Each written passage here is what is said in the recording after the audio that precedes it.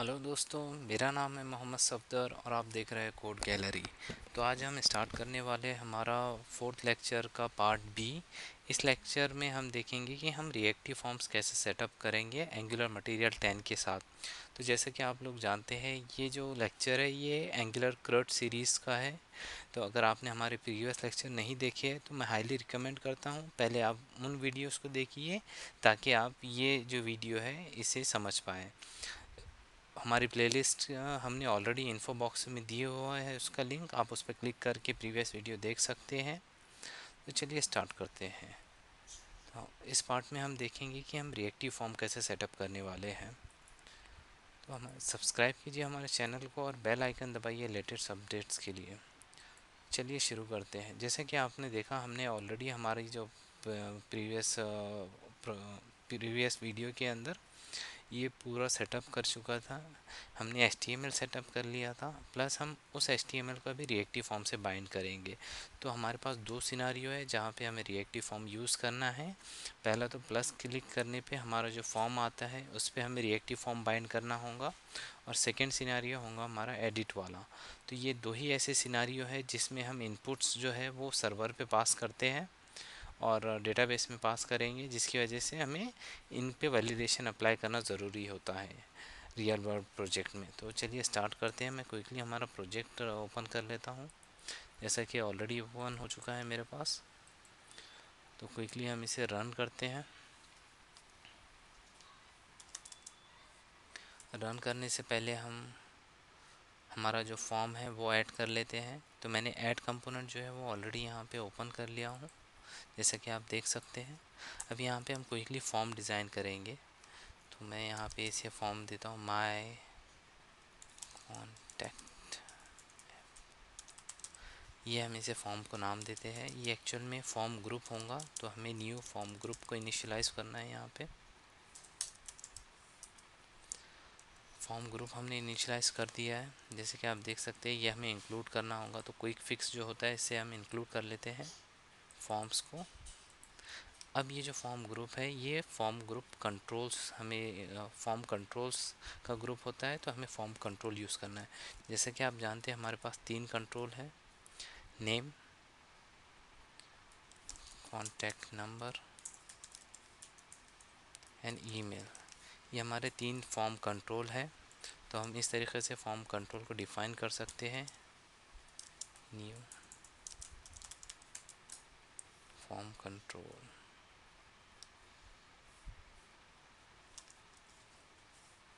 इस तरीके से हम डिफ़ाइन करते हैं फॉर्म कंट्रोल को।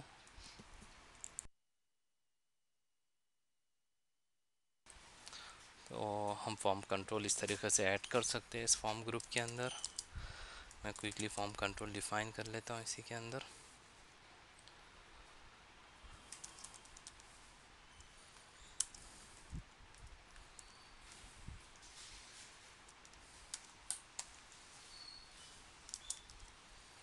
जैसे कि आप देख सकते हैं हमारा फॉर्म बन गया है। हम एक्चुअल में इसी फॉर्म को हमारे एडिट व्यू के अंदर यूज़ करेंगे। बस डिफरेंस इतना होता है एडिट और क्रिएट व्यू के अंदर। क्रिएट व्यू में हमें कोई डिफ़ॉल्ट वैल्यू पास करनी नहीं होती है, लेकिन एडिट के अंदर हम पर्टिकुलर रिकॉर्ड को अपडेट करते हैं, तो वहाँ पे एक पर्टिकुलर आईडी का रिकॉर्ड हमें पास करना होता है। वो रिकॉर्ड हम सर्विस जब इम्प्लीमेंट करेंगे जब देखेंगे, लेकिन अभी के लिए दोनों फॉर्म आपको सिमिलर दिखेंगे। तो क्विकली हम आके वैलिडेशन डिफ़ाइन करते हैं, कस्टम वैलिडेशन हम डिफ़ाइन कर रहे हैं, ताकि हम फ्यूचर में इन वैलिडेशंस को और अच्छे से मैनेज कर पाएंगे।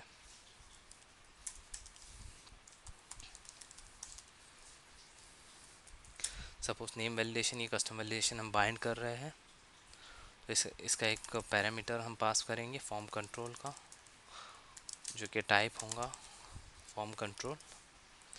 इसमें हम देखेंगे इफ़ फॉर्म कंट्रोल, क्योंकि एक्चुअल में रेफरेंस पास होता है तो हमें फॉर्म कंट्रोल की पूरे वैल्यू मिलेंगे। अगर वैल्यू यहाँ पे नल होती है, जैसा फॉर्म कंट्रोल अगर ब्लैंक है, नेम अगर नेम के अंदर हम कुछ भी पास नहीं करते हैं, तो नेम ने एरर रिटर्न करना चाहिए। तो हम एक कस्टम एरर फॉर्म कर रहे हैं यहाँ पे, एरर बोल के। और आप देखोगे प्लीज़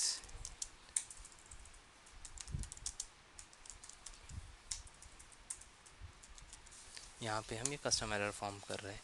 अब हमने कस्टम वैलिडेशन डिफाइन तो कर लिया है, लेकिन ये कस्टम वैलिडेशन को बाइंड करना होगा हमारे नेम कंट्रोल प्रॉपर्टी से। तो यहाँ पे हम बाइंडिंग का सिंटैक्स लिखते हैं।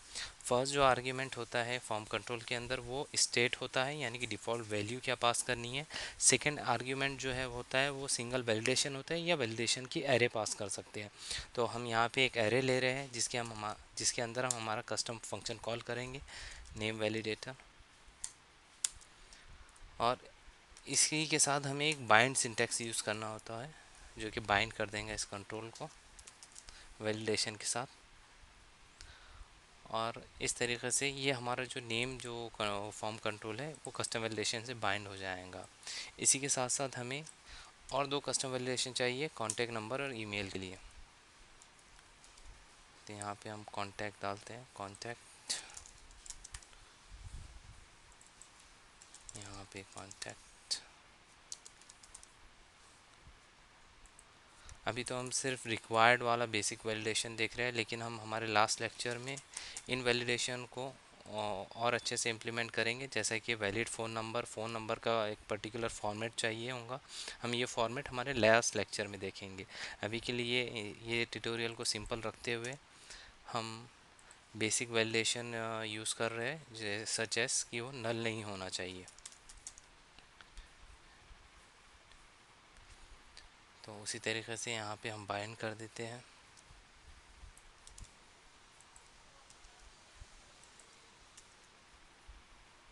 तो आप देख सकते हैं यहाँ पे हमें पास करना है कॉन्टैक्ट वैलिडेटर, और लास्ट में हमें ईमेल वैलिडेटर पास करना है। तो यहाँ तक कि हमारा जो टाइप स्क्रिप्ट में फॉर्म था वो कंप्लीट हो गया है। अब सेकेंड पार्ट आता है कि इस हमारे फॉर्म को हमें बाइंड करना है HTML के ऊपर।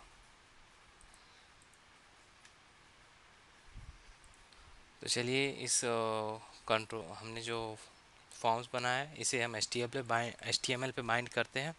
उसके लिए आप देख सकते हैं कि मैं add.html कंपोनेंट HTML पे आ चुका हूँ। इसमें जो फॉर्म टैग है इस फॉर्म को हमें फॉर्म ग्रुप से बाइंड करना होता है। तो उसके लिए हम एक डायरेक्टिव यूज़ करेंगे, फॉर्म ग्रुप। इस डायरेक्टिव में हमें फॉर्म ग्रुप का नेम पास करना होता है। तो मैं क्विकली ये नेम कॉपी कर लेता हूँ यहाँ से, ताकि स्पेलिंग मिस्टेक ना हो। तो यहाँ पे हमने फॉर्म ग्रुप को कॉपी कर दिया है। चलिए हम बाइंड करते हैं उस फॉर्म को। तो आप देख सकते हैं फॉर्म ग्रुप डायरेक्टिव हमने यूज़ किया है, और इसमें हमने हमारा जो TS फाइल के अंदर फॉर्म ग्रुप डिफाइन किया था वो बाइंड कर दिया है। क्विकली हमें बाइंड करना है अभी फॉर्म कंट्रोल। जैसा कि आप देख सकते हैं हमारे फॉर्म ग्रुप के अंदर 3 कंट्रोल थे, नेम, और जो HTML प्रॉपर्टी पे हमने नेम डाला है यहाँ पे आप देख सकते हो इनपुट, मैट इनपुट है यहाँ पे।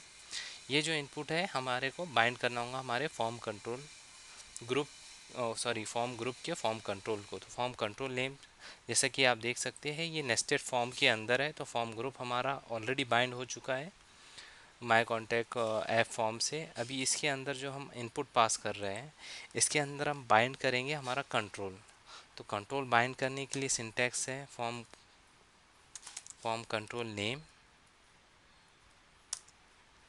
यहाँ पे हम नेम पास करेंगे। तो इस तरीके से हम इसे बाइंड करेंगे नेम से। सेकेंड हमारा है कॉन्टैक्ट। तो आप देख सकते हैं ये मटेरियल का सिंटैक्स है। यहाँ पे मटेरियल के अंदर जो इनपुट होता है मैट इनपुट, एक्चुअल में इससे बाइंड करना होता है हमारे फॉर्म कंट्रोल को। तो सेकेंड हमारे पास है कॉन्टैक्ट नंबर। आप देख सकते हैं ये कॉन्टैक्ट नंबर की डिटेल मतलब हमारा HTML है। इसमें हम अगेन फॉर्म कंट्रोल नेम से कॉन्टैक्ट को बाइंड करेंगे।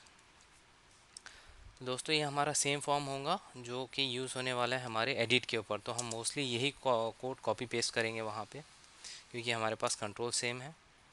हमारा थर्ड जो HTML है वो ईमेल से रिलेटेड है, तो उसी तरीके से हम यहाँ पे ईमेल बाइंड कर लेंगे। हाँ, तो ये हमारा पार्ट मोस्टली हो चुका है। अब देखते हैं कि हमें यहाँ पे एरर कैसे डिस्प्ले करवाना है। जैसे कि आपने देखा कि हमने कस्टम मैसेज एरर यहाँ से रिटर्न किया है, लेकिन ये UI पे अभी ये हमने कोई भी सिंटैक्स नहीं डाला जिससे एरर दिखे। तो उसका एक सिंपल सिंटैक्स होता है मटेरियल के अंदर मैट एरर बोल के, जो कि बहुत ही अच्छा UI लुक देता है। जब भी अगर यूज़र को डिस्प्ले हो तो ये बहुत ही अच्छे से दिखता है यूज़र को। तो हम मैट एरर यूज़ करेंगे, लेकिन इस मैट एरर को डिस्प्ले करवाने के लिए कुछ कंडीशन हमें लिखना होगा। तो हम ng if लिख रहे हैं यहाँ पे। अब इफ़ कंडीशन के अंदर हमें एक्चुअल में फॉर्म जो है फॉर्म ग्रुप, इसका गेट प्रॉपर्टी लिखना है। गेट एक्चुअल में गेट करेगा फॉर्म कंट्रोल के नेम को, मीन्स ये ग्रुप के अंदर जो भी फॉर्म कंट्रोल की गेट प्रॉपर्टी यूज़ करना होगी तो वो हमें फॉर्म कंट्रोल देगा। अगर फॉर्म कंट्रोल के अंदर एरर है, अगर एरर्स प्रेजेंट है, तो हमें एरर ये प्रॉपर्टी चेक करना है। तो बेसिकली हम देख रहे हैं कि फॉर्म ग्रुप जो कि माय कॉन्टैक्ट ऐप फॉर्म है, इसके अंदर जो नेम प्रॉपर्टी प्रेजेंट है, इसमें अगर एरर प्रेजेंट हो तो क्वेश्चन मार्क नल हैंडल के लिए होता है। अगर एरर नहीं हो तो यह आगे की जो हमारी एक्सप्रेशन है वो इवेलुएट नहीं होंगी, तो यहाँ पे हम नल हैंडल कर रहे हैं। लेकिन अगर इसके अंदर एरर्स हो और एरर्स के अंदर हमारा कस्टम मैसेज जो हमने नाम दिया है यहाँ पे, ये एरर, तो बेसिकली हम यहाँ पे वही चेक कर रहे हैं कि अगर एरर प्रेजेंट है तो ये मैट एरर दिखना चाहिए। प्लस हम एक और एक सिंटैक्स लिखते हैं कि ये एरर के अंदर की जो वैल्यू है वो डिस्प्ले होनी चाहिए। तो हम यहाँ इंटरपोलेशन यूज़ करते हैं। इस तरीके से हमारी जो एरर के अंदर की जो वैल्यू रहेंगी, क्योंकि ये एरर एक्चुअल में की वैल्यू पैर होता है, तो हम इसकी की यूज़ करके इसकी वैल्यू यहाँ पे डिस्प्ले करवाएंगे। तो इसी तरीके से हम नीचे भी लिखते हैं। मैट एरर का सिंटैक्स मुझे लगता है आप समझ चुके हैं। तो मैट एरर का सिंटैक्स हमें नीचे भी लिखना होगा।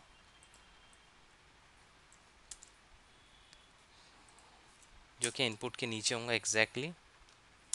इसे अपडेट करना होगा कॉन्टैक्ट नंबर, क्योंकि यहाँ पे हम कॉन्टैक्ट के लिए एरर दिखाने वाले हैं।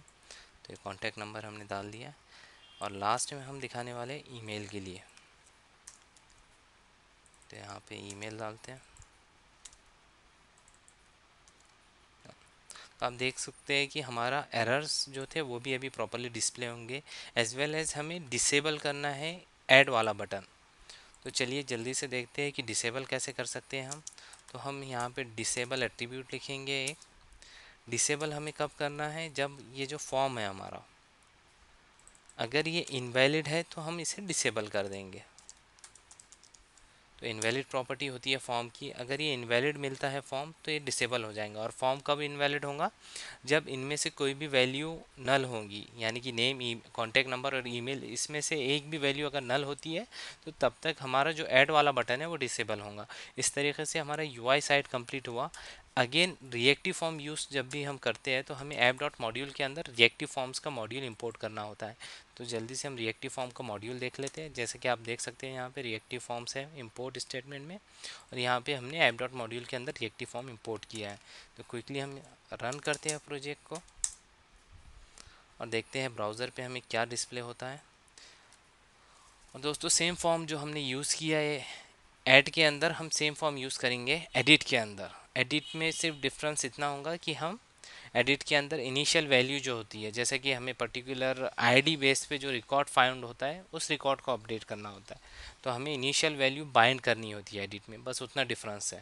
तो हमारे नेक्स्ट लेक्चर में जब हम सर्विस कॉन्फ़िगर कर लेंगे उसके बाद हमारा सिनारियो टोटली कंप्लीट होता है। उसके बाद हम देखेंगे कि एडिट में कैसे बाइंड करना है पर्टिकुलर रिकॉर्ड को। तब तक ये रन हो रहा है प्रोजेक्ट, हम क्विकली आते हैं एडिट के अपडेट के ऊपर।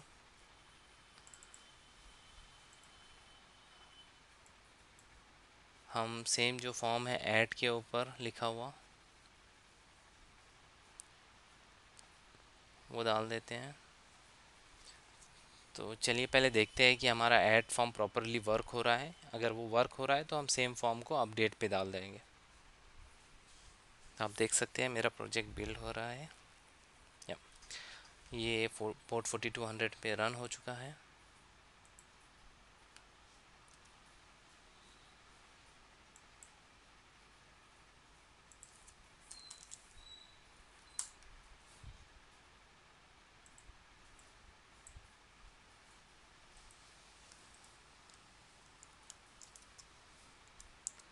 ब्राउज़र पे देखते हैं हम 4200 पे। आप देख सकते हैं कि मेरा डैशबोर्ड डिस्प्ले हो रहा है। मैं प्लस पे क्लिक करता हूँ यहाँ पे, आप देख सकते हैं प्लस पे ये डिसेबल है जो कि पहले इनेबल था। तो सेम हमारा जो आप प्रेजेंटेशन में देख सकते हो, हमारे ऐड स्क्रीन जो है हमारी मोस्टली कंप्लीट हो चुकी है। यहाँ पे अगर मैं देखिए आप, हमारे एरर्स भी प्रॉपरली डिस्प्ले हो रहा है। तो हमारा जो फॉर्म था वो कंप्लीट हुआ। सपोज़ मैं पूरे वैल्यूज़ यहाँ पे डाल देता हूँ, तो ये हमारा इनेबल हो चुका है ऐड बटन। तो ऐड बटन की कोडिंग हमारी सर्विस इंप्लीमेंट होने के बाद हम लिखेंगे। तो अभी हम ऐड बटन की कोडिंग नहीं करते हैं। प्लस हमें एडिट पे अभी फॉर्म डिज़ाइन करना है। तो चलिए देखते हैं एडिट के सिनारियो में हमें क्या करना है।